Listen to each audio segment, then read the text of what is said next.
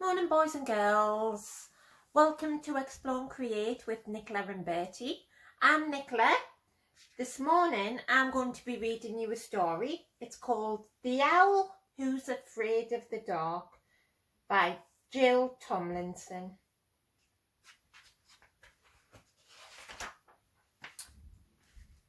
And it says on here, Plop was a baby owl, a baby barn owl. He lived with his mummy and daddy at the top of a very tall tree. Plop was the same as every baby barn owl that there's ever been, except for one thing. He was scared of the dark. Oh, there's no need to be scared of the dark, is there, boys and girls? Here he is with his mum. I don't want to be a night bird, Plop told his mummy. Dark is nasty. You don't know that, she said. You'd better find out about the dark before you make up your mind. Look, there's a little boy down there. Why don't you go and ask him? So Plop, who was quite new at flying, took a deep breath and he flew down to see the little boy. Oh! Cried the little boy as Plop landed with a somersault. Hello, said Plop. I've come to find out about the dark. Oh, says the boy, dark is exciting, especially tonight. We're going to have some fireworks. Does it have to be dark? Asked Plop. Of course, replied the boy. You can only see fireworks if it's dark. Look out for them later. Well, said Mrs. Barn Owl when Plop arrived back home at the nest, the little boy says dark's very exciting. I still do not like it. I don't like it at all, he said. But I will watch the fireworks if you sit beside me. We will sit by you, his mummy and daddy said. So that's what they did. Oh, look, the owls have got great big eyes to help them see in the dark. When the very first firework had faded away, Mr. Barn Owl went hunting. All night he brought food back for Plop until daylight came and it was time for them to go to bed. We go to bed when it's night time, when it's dark, and the owls go hunting for their food. Halfway through the morning, Plop woke up. Mrs. Barn Owl opened one bleary eye. Plop, dear, she said, why don't you find out some more about the dark? Go and ask that little old lady over there, sitting on her deck chair.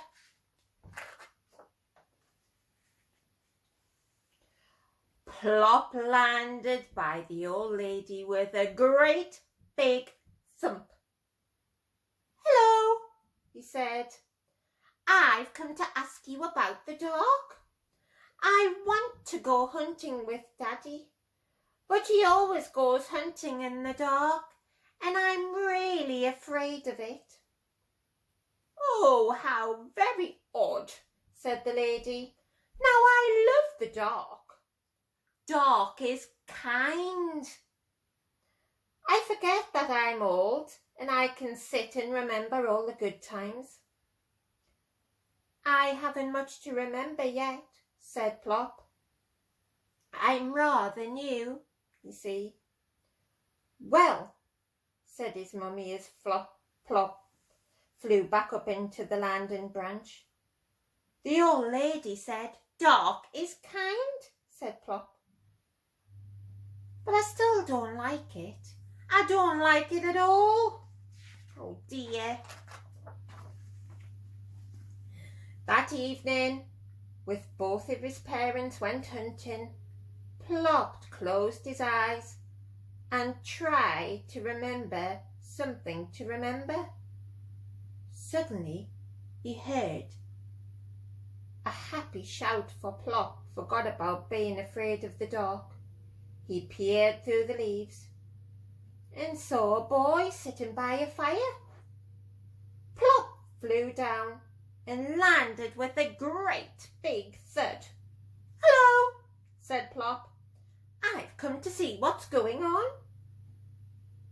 "I'm guarding the campfire," said the boy. "The others have gone to play games in the dark. Lucky things." "Do you like the dark?" asked Plop. "It's super," the boy replied. "Dark is fun. We're going to make cocoa and sing around the fire. Would you like to stay and join us?" "Oh, that's kind, isn't it?" So Plop stayed and the boy sang until the fire had sunk to a red glow. Then Plop said goodbye and flew home. "Well," said his mummy, "where have you been?" "Well, I met a boy and he said dark is fun. I still do not like it at all, but I think campfires are superb." Plop woke up the next afternoon and went out on the landing branch. "Plop," said Mrs. Barn Owl, "go and find out about the dark again. See what that girl down there thinks about it. It might help you." And there's Plop with the boys singing his songs. Oh, look, there's a little girl. Plop landed by the little girl with a great big bounce. "Hello," he said. "I've come to ask you about the dark. Do you like it?" "Of course I do," said the girl. "Dark is necessary. Without the dark, Santa Claus wouldn't come. You'd have an empty stocking on Christmas Day." "Well, I don't have a stocking," said Plop. So the little girl took off her red Wellington boot and gave him her sock.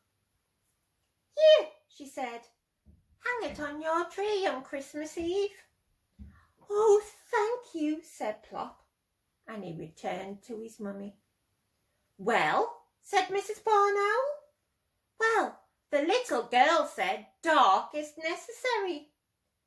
Because if Santa Claus is coming," Plop said. "I still do like it though. I don't like it at all. But I'm going to hang this sock up on Christmas Eve." There he is, look, showing the sock that the little girl gave him to his mummy. Plop slept nearly all day, and by evening he was wide awake. "It's getting up time, Daddy," he shouted, putting his father in the tummy. Mr. Barn Owl looked up at the sky. "Not quite yet, Plop," he said. "Wait until it's dark." That night, Plop watched his parents take off to go hunting again.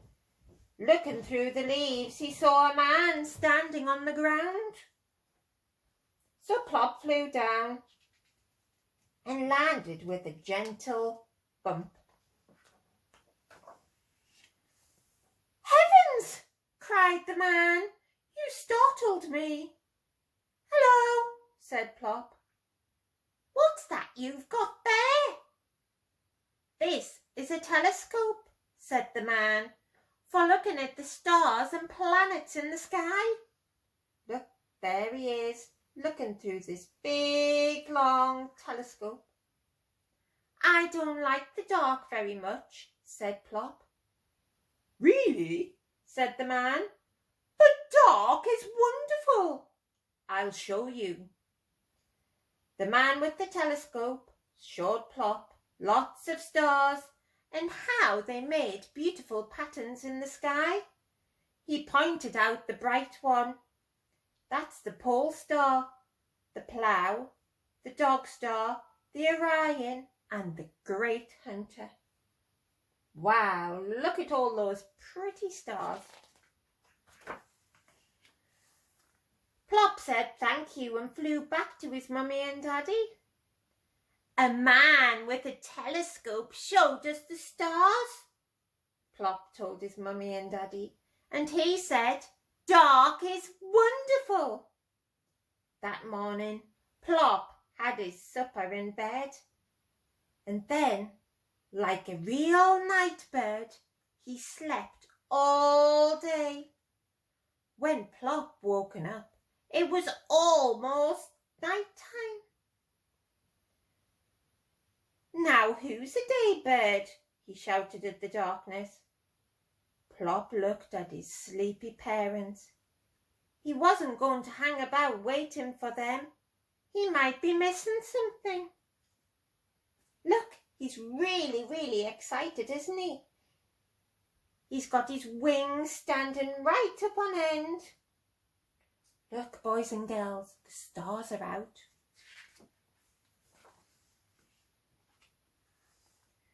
Plop floated down and landed soft like a white feather under the tree. He saw a big black cat. Hello, said the cat. I was just going exploring. Won't you come with me? I would like to think I can, said Plop, but I'm afraid of the dark. But dark is beautiful, said the cat. Look around you. Plop looked. The moon had risen and everything was bathed in its big white light. Moonlight is magic, said the cat. Come with me and I will show you the nighttime world of cats and owls. Please, will you come? Yes, I will, said Plop. The cat took Plop up to the rooftops and they looked over the sleeping town. This is my world, said Plop. I am a night bird after all. And this is one sort of night, said the cat. There are lots of other kinds and beautiful nights. Thank you for showing me. I must go and tell my mummy and daddy now. Good night, he said. And many good nights ahead, said the cat. Plop flew straight back to his tree. Well, said his mummy. Plop took a great big breath. The small boy said, dark is exciting. The old lady said, dark is kind. The campfire boy said, dark is fun. The little girl said, dark is necessary. The man with this telescope said, dark is wonderful. And the big black cat said, dark is beautiful. And what do you think, Plop? Asked his mummy. Plop looked up at his parents with twinkling eyes. I think, he said, dark is super. Then Plop took off to go hunting in the dark, and Mr. and Mrs. Brown Owl on each side, with Plop in the middle. There they are, floating off into the moonlight sky. Wasn't that a lovely story? So, what kind of words can you remember from the story? if you can remember any of the exciting words that the boy told him, or the little girl, or the man with the telescope, or the cat, pop it in the comments below. And remember, if you like my stories, to subscribe and press the subscribe button. Until tomorrow, see you later. Bye.